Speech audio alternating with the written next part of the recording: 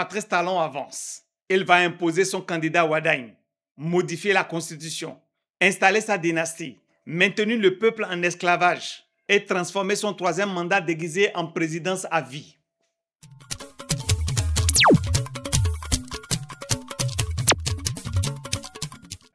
Aujourd'hui au Bénin, la loi ne s'applique que lorsqu'elle sert le pouvoir. Mais dès qu'elle protège le peuple ou menace un proche du régime, elle disparaît comme par enchantement. Ce contraste n'est pas seulement politique, il est moral.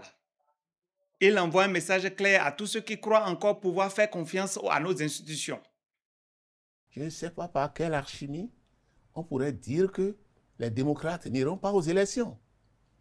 Et si ça arrivait, vous savez, hein, la Constitution autorise la désobéissance, dans certains cas. Désobéissance comment? Désobéissance permet au peuple de désobéir lorsque la décision est manifestement illégale. Je ne veux pas dire qu'une cour constitutionnelle dirigée par un professeur de cette expérience et de ce niveau intellectuel va faire du n'importe quoi. Je ne veux pas dire ça. Donc vous avez foi en la Cour constitutionnelle. Confiance en la Cour. Jusqu'à preuve du contraire. Faisons leur confiance. Elles ne servent plus la justice. Elles servent un clan. Et l'opposition dans tout ça. Je le dis sans polémique. Il faut regarder la réalité en face. Beaucoup ont cru que le régime de Patrice Talon allait respecter les règles du jeu démocratique. Mais le piège était déjà posé depuis longtemps. Cette fameuse règle des 28 députés pour le parrainage, que certains jugeaient anodine, était en réalité un outil pour neutraliser toute opposition réelle. Je l'ai déjà dit ici, sur cette même chaîne Achille Free en décembre 2024. Aujourd'hui, le Parti Les Démocrates pense avoir le nombre de députés nécessaires pour parrainer un candidat à l'élection présidentielle de 2026. Parce que maintenant, nous ne sommes que 28, mais ils n'ont pas le sommeil. Monsieur Rondete, sachez que vous n'êtes pas au nombre de 28. Vous pensez être au nombre de 28, mais vous êtes trop loin du compte. Ils sont dans l'erreur. Les démocrates sont dans l'erreur. Et je vais vous dire pourquoi. Ceci est comme une prophétie, mais lorsque le moment va arriver de parrainer un candidat, certains parmi vous, des Judas Iscariotes qui sont tapis dans vos rangs, vont subitement tomber malades, ou iront se cacher, ou bien même vous déclarer une guerre sans tête ni queue. Résultat, vous serez en infériorité numérique. Puisque par la ruse, on a déjà détourné certains parmi vous. Seulement que pour le moment, l'heure n'est pas encore arrivée. Alors ils font semblant d'être avec vous. Mais c'est à la dernière minute que vous allez voir la vraie couleur des gens. C'est pourquoi, encore une fois, il est impératif que vous vous mettiez ensemble. Toute l'opposition pour pouvoir contrer les pièges qui vous attendent. Tous ceux qui ne sont pas encore avec nous, s'ils ne viennent pas, nous irons les chercher. Parce que la souffrance des Béninois, de nos femmes, de nos mères, de nos frères, de nos sœurs, de nos pères, commande que les hommes politiques, que les dirigeants que nous sommes, que nous fassions tous les sacrifices nécessaires pour changer la donne en 2026. Et pour cela, aucun sacrifice ne sera de trop. Acceptons même les humiliations. Allons à la recherche de tous nos frères, de toutes nos sœurs qui peuvent parler le même langage que nous. Que personne ne se sente frustré. Nous irons les chercher. Ce rassemblement, nous allons l'achever. Il est vrai qu'aujourd'hui, le rapport de force est en faveur du président de la République. Puisque c'est lui, avec ses alliés, ces députés illégitimes de 2019, qui ont élaboré les règles de jeu par la ruse, et il utilise notre police et la criette pour mener sa rage. Alors, moi, en tant que citoyen de ce beau pays, le Bénin, qui aspire à la liberté et au bien-être du peuple tout entier, je viens vous suggérer ce qui suit. Le peuple aujourd'hui est prêt pour un changement en 2026. Un changement qui va se reposer sur des bases solides et des propositions concrètes, et non sur des promesses vides et des émotions passagères. C'est une manière anticipée d'exclure les LD pendant que le duo FCBE de Paul Rompouet ne sert que de faire valoir. Depuis des années, je répète qu'attendre que Dieu règle nos problèmes ne sauvera pas. Oui, Dieu peut tout, mais il ne fera jamais tout à notre place. Aujourd'hui, pendant que Cotonou est jonché de chars, vous continuez pas à prier le Dieu d'Israël, alors qu'Israël, lui, s'est doté de systèmes de défense modernes comme le dôme de fer. Nous, par contre, nous déposons nos armes et notre destin entre les mains du hasard. Et la volonté de Patrice Talon s'impose encore à tout un peuple. Les lanceurs d'alerte ont crié, prévenu, alerté. Mais beaucoup d'entre vous les ont fait taire. au nom de la légalité. Et maintenant,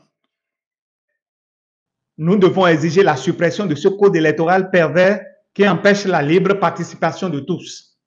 Si nous ne nous levons pas maintenant, nous irons tout droit dans une dictature officielle et plus personne ne pourra nous sauver. Ce qui va se passer, il faut mettre une surveillance aiguë là-dessus. Exclusion politique, il faut voir tous les détails de ça. Tout leader doit faire. Le reste, c'est de voir l'inconséquence de ceux qui s'appellent opposition et les pousser à comprendre la seule voie d'issue pour elles. La seule voie, c'est le large rassemblement consensuel de tout le monde contre ce système. Et ce large rassemblement n'est pas la compromission.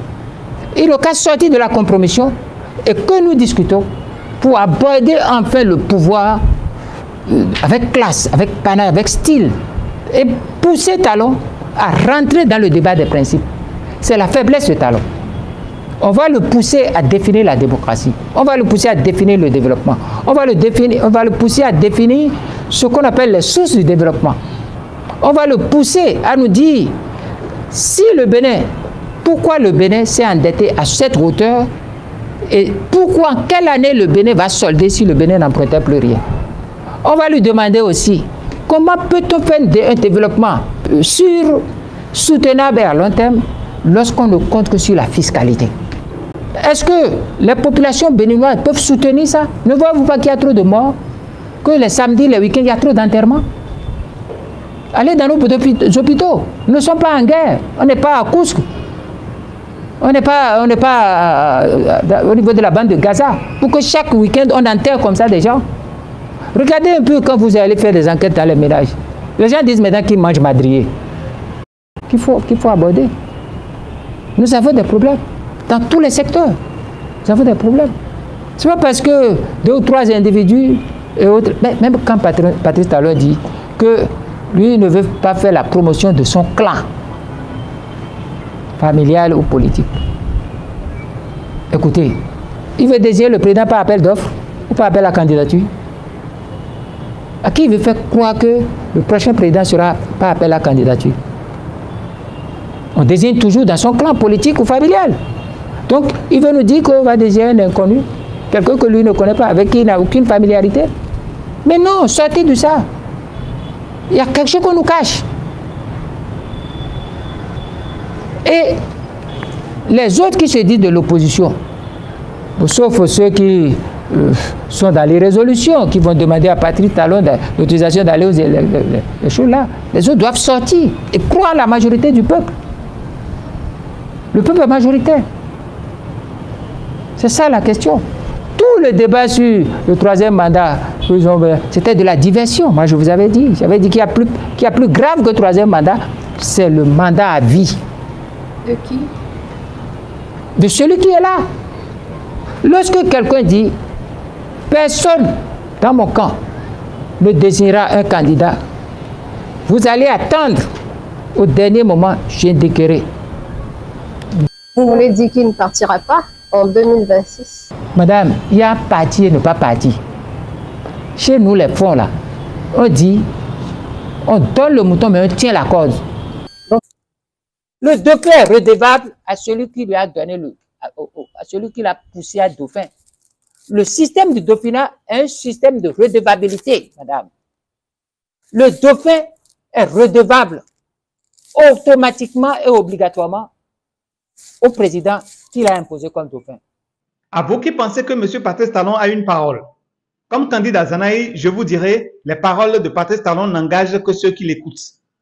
Si vous faites le choix de croire aux paroles de celui-là qui a passé tout son temps à vous dribbler depuis 2017, alors ça fait tant pis pour vous. Les grands carrefours de Parakou sont envahis par des policiers en alerte. D'autres villes grouillent de forces de l'ordre. Et vous allez encore attendre la Cour constitutionnelle ou le recours devant la Cour africaine ou d'autres institutions internationales. Pendant ce temps, Patrice Talon avance. Il va imposer son candidat Wadagne, modifier la Constitution, installer sa dynastie, maintenir le peuple en esclavage et transformer son 3e mandat déguisé en présidence à vie. Rappelez-vous, M. candidat Zanaï l'avait dit. Il avait parlé d'un mandat à vie déguisé. Cette illusion de participation masque en réalité la confiscation totale du pouvoir. Ceux qui ont cru que Patrice Talon pouvait changer, que sa fameuse ruse et rage pouvait s'adoucir, se sont lourdement trompés.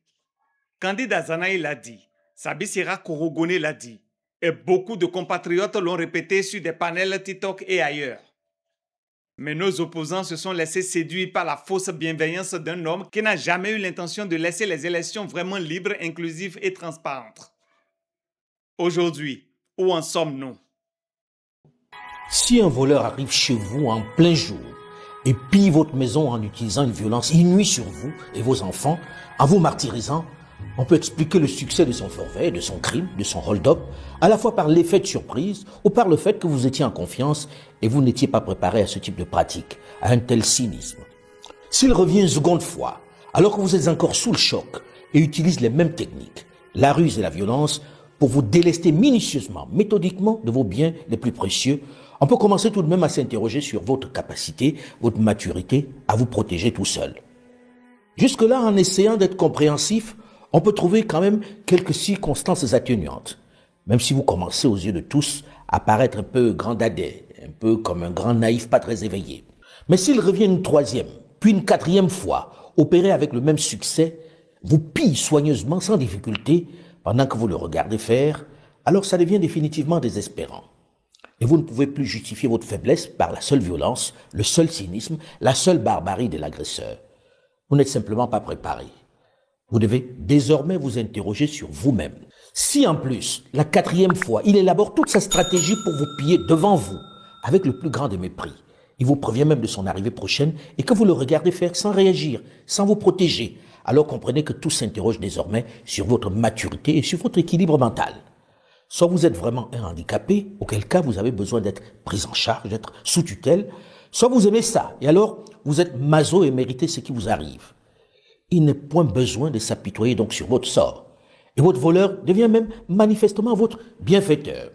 Je refuse de penser à ces deux dernières options. Si nous laissons passer ces manipulations, si nous acceptons que la justice, la Sénat et les ministres soient transformés en outils politiques, alors 2026 sera une mascarade électorale. Un cycle de peur, d'intimidation et de chaos où le peuple ne sera plus qu'un simple spectateur d'un théâtre écrit d'avance. Mais il y a encore un espoir. Cet espoir, c'est le peuple lui-même. La vérité est entre nos mains. La mémoire est avec nous. Les preuves existent. Alors, dénonçons. Refusons que le mensonge devienne la norme.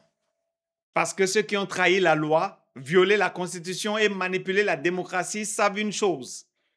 La vérité finit toujours par rattraper l'arbitraire. Ce combat n'est pas seulement contre un ministre ou un président. C'est un combat pour la dignité du Bénin, pour que nos institutions cessent d'être des instruments de répression et redeviennent des outils au service du peuple. Chaque injustice, chaque abus, chaque violation de la Constitution est un avertissement. C'est pourquoi nous devons rester vigilants, organisés et debout. Béninoises et Béninois, jeunes et vieux, comprenez-le bien. Si vous refusez de voir, vous acceptez la servitude. Si vous détournez le regard face à la manipulation du parrainage, aux abus économiques et financiers, alors vous acceptez la dictature déguisée.